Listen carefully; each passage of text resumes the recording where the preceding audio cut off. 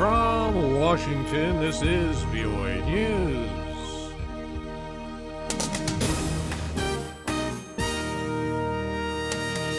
U.S. Secretary of State Kerry using Saudi plan to help Middle East peace.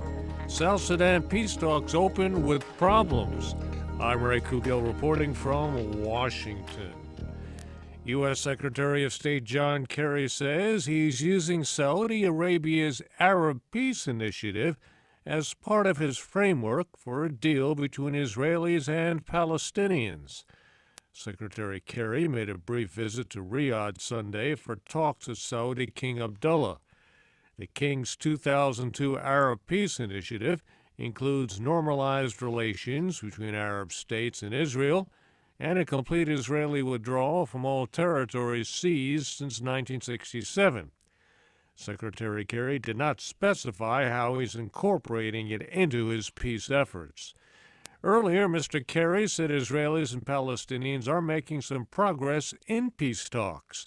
VOA's Scott Bobb reports from Jerusalem. Secretary of State Kerry arrived in Jordan following 4 days of intensive talks with Israeli and Palestinian leaders. He met 3 times with Palestinian leader Mahmoud Abbas. He told reporters afterwards the parties were discussing a framework to guide negotiations on a final settlement.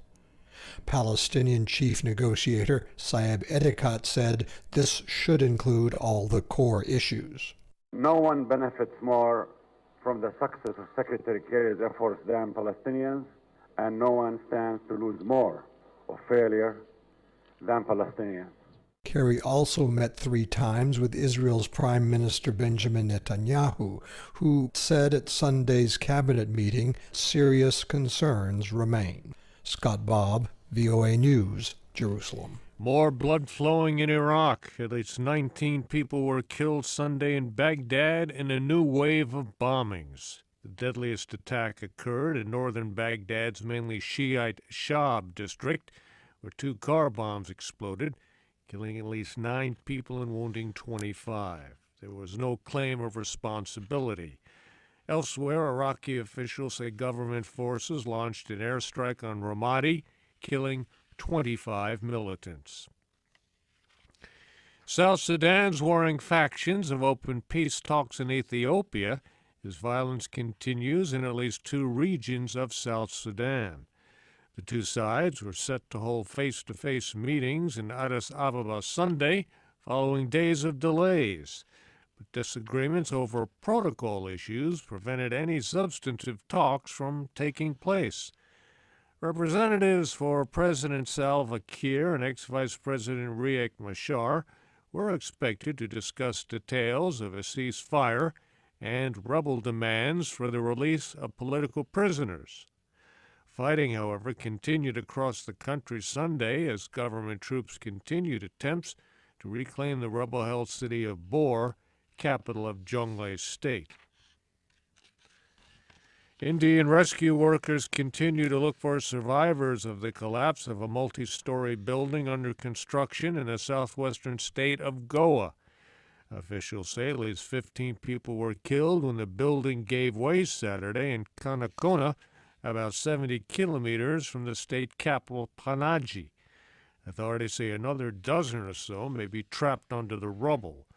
Witnesses say up to 40 laborers were working when the building collapsed, and why it went down is still unknown. Bangladesh held a parliamentary election Sunday marred by violence and low voter turnout.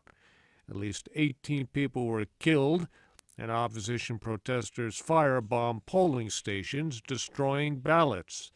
Anjana Pastricha has more. Scores of polling booths were attacked or set on fire by opposition activists. 1 polling officer was beaten to death.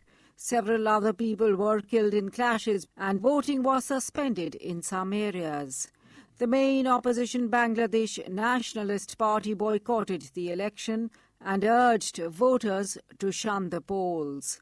Baidul Alam Majumdar of the Citizens of Good Governance in Dhaka is among those who did not need to vote because the candidate in his constituency had no challenger. The fact that the voter turnout is very, very low. It indicates that people have no interest and people do not think that this is an election they should go to vote for. The opposition boycott was triggered by the government's refusal to heed demands elections be held under a neutral caretaker government, as has been past practice. Anjana Pasricha for VOA News, New Delhi. Thousands of opposition protesters in Thailand again marched through Bangkok, demanding the resignation of Prime Minister Yingluck Shinawatra. That happened Sunday, a prelude to their planned shutdown of the capital next week. And the U.S. National Weather Service is warning that much of the United States this week will be seeing the coldest temperatures in almost 20 years, much of it below minus 17 degrees Celsius. I'm Ray Kouguell, VOA News. More at voanews.com.